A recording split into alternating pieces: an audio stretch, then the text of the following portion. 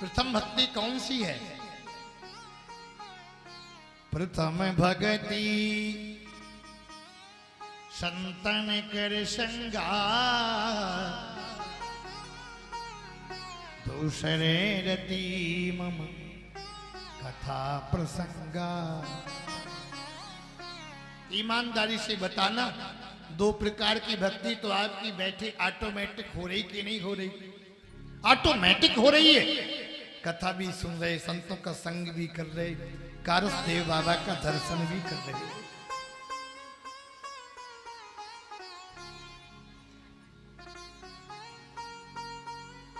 कथा सुनना निष्ठा है। कहीं भी कथा हो सुनने के लिए जाओ, ये मत सोचना क्या सुनना, हम सब जानते हैं, हम सब जानते हैं। अगर कोई ऐसा कहता है तो संसार में सबसे बड़ा मूर्ख है। यत्र यत्र रघुनाथ कीर्तनम तत्र तत्र कृतमस्तकांजलिम बाष्पवार परिपूर्ण लोचनम श्री मारुतिम नमत राक्षसांतकम। हनुमान जी जैसा ज्ञानी कौन हो सकता है? सकल गुण निधानम वानराणाम धीशम रघुपति प्रिय भक्तम बात जातम नमामि।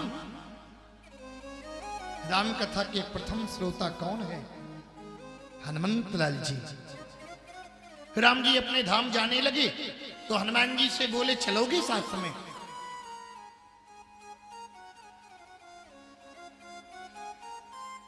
हनुमान जी ने कहा चलूंगा। प्रभु ने कहा हनुमंत लाल वहां मेरी कथा नहीं मिलेगी। हनुमान जी ने हाथ जोड़ के कहा मैं आपके बिना तो रह सकता राघव, पर आपकी कथा के बिना नहीं रह सकता।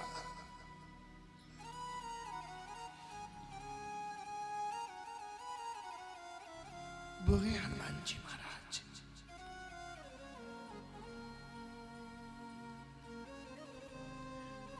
मैं धरती पर रहूंगा। राम जी ने कहा अगर कथा सुनाने वाले मर गए तब क्या करोगे? हनुमान जी ने कहा धरती पर जब तक बांस की टकराहट से रकार और मकार निकलता रहेगा तब तक हनुमंत इस धराधाम पर रहेगा।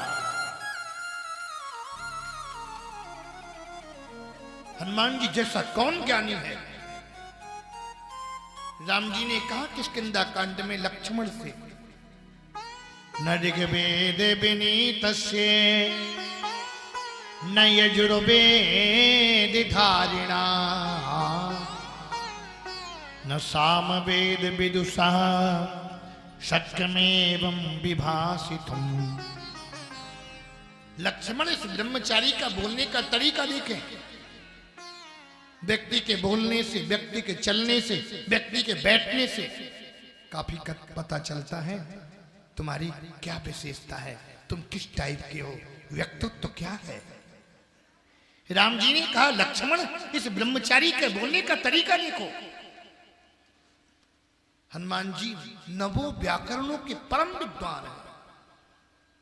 राम जी कह रहे जिसने ऋग्वेद का अध्ययन नहीं किया होगा, यजुर्वेद का अध्ययन नहीं किया होगा, सामवेद का अध्ययन नहीं किया होगा, अथर्ववेद का अध्ययन नहीं किया होगा, संपूर्ण व्याकरण शास्त्र का अध्ययन नहीं किया होगा, वो इतने सुंदर तरीके से प्रश्न नहीं कर सकता। फिर भी हनुमान जी महाराज कथा सुनते हैं क्योंकि प्रभु की कथा के प्रेमी हैं हनुमान।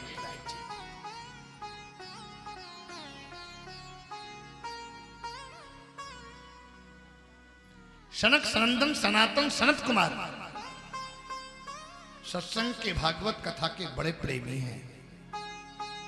जैसे किसी व्यक्ति को बीड़ी पीने की आदत पड़ जाए ना, जब तक एक दो फूंक मार नहीं लेता तब तक चैन नहीं मिलता। किसी को गांजा पीने की आदत पड़ जाए ना, जब तक एक दो चिलम लगा नहीं लेता तब तक चैन आता नहीं। किसी व्यक्ति को चाय पीने की आदत पड़ जाए ना, जब तक चाय का प्याला पी नहीं लेता तब तक चैन नहीं मिलता। ऐसे ही भागवत में संकारिक महात्मा कथा के बड़े प्रेमी हैं। अगर कोई कथा सुनाने वाला मिलता है तब तो सुनते ही हैं, अगर कोई सुनाने वाला नहीं मिलता तो 4 में से 1 वक्ता बन जाता, 3 श्रोता बन जाते, कथा चालू हो जाती। बोलो जय श्री कृष्ण। हम लोग झांझ गए थे अभी, पूज्य श्री कारक बाबा के जन्म स्थली में मैंने भी प्रथम बार दर्शन किया, शीत कुंड में स्नान किया, रास्ते में खूब सत्संग भी हुआ। हमारे अरविंद भाई, पंकज जी, ये सब लोग गए थे, काफी लोग गए थे। और वहां से ये भेद से भले कोई संत न हो, लेकिन हृदय में संतत्व होना चाहिए। महात्मा गांधी का वेश महात्मा का नहीं था, लेकिन उनके हृदय में संतत्व था। हम क्या बताएं, आगे बढ़ा। मैंने कहा संतों के यहां शांति नहीं, गृहस्थों के यहां चलूंगा तो गृहस्थों के यहां शांति मिलेगी। गृहस्थों के घर में पहुंचे, हम गए थे शांति खोजने के लिए। उनके घर में मची है क्रांति। कोई कहता बेटा बात नहीं मानता, कोई कहती बेटी झगड़ा करती, कोई कहती सासू जी हमारी ठीक से बात नहीं करती, कोई कहती मेरी बहू अच्छे स्वभाव की नहीं है, कोई कहता है मेरे बेटे को पढ़ाया लिखाया पर पता चला कि नौकरानी के साथ में शादी करके भाग गया। घर में जवान स्त्रियों का बोल बड़ा, तरुणी प्रभुता गए हैं श्याल को बुद्धिदायका।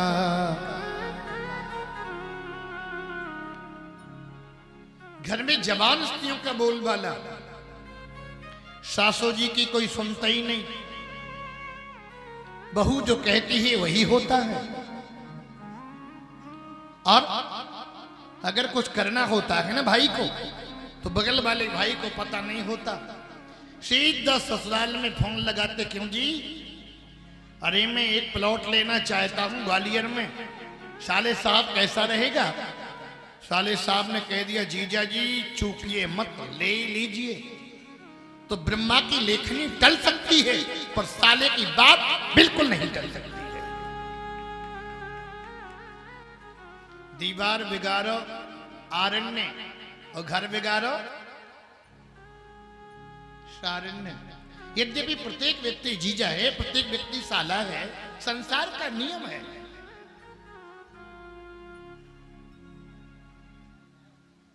मुझे शांति नहीं मिली तो मैं आगे बढ़ा। जब मैं आगे बढ़ा, एक स्त्री बैठी थी, उसके गोद में 2 बुजुर्ग लेटे थे 90-90 साल के। मैं जा रहा था, मैंने कहा कारण नारियों के मध्य में नहीं जाना चाहिए। तो मेरी को उस देवी ने आवाज लगाई, भो भो साधो चढ़म तिष्ठे मच्चिंतामपि नाशये दर्शनम तव लोकस्य सर्वथा अघहरम परम। हे महात्मा एक क्षण के लिए रुको। मैंने कहा देवी तुम्हें मैंने पहचाना नहीं। कासित्वं का विमोचेमा नारिया का पद्मलोचने वद्देवी सविस्तारम स्वस्य दुःखस्य कारणम। देवी मैंने आपको पहचाना नहीं, आप कौन हैं, आपका परिचय क्या है? भक्ति माता ने अपना परिचय प्रारंभ से देना शुरू किया। अहम भक्तिरिति ख्याता यमो में तनयो मतो ज्ञान वैराग्य न मानहु काल योगेन झरझरौ उत्पन्ने द्रवणे चाहम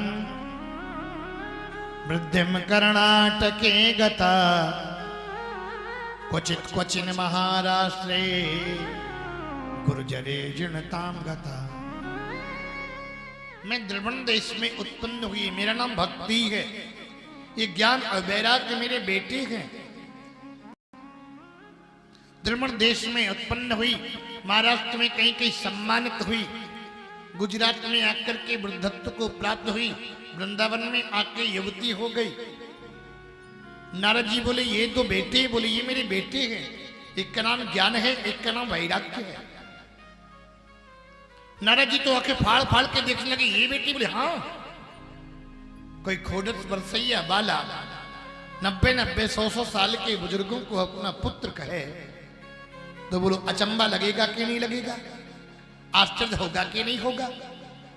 बात समझ में आए तो कह दिया करो हाँ होगा, नहीं आए तो ऐसे कर दिया करो हाँ।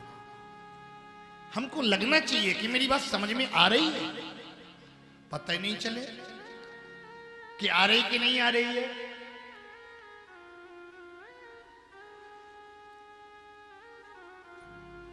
नारद जी ने कहा ये बेटी? बोली हाँ। बाबा कुछ करो।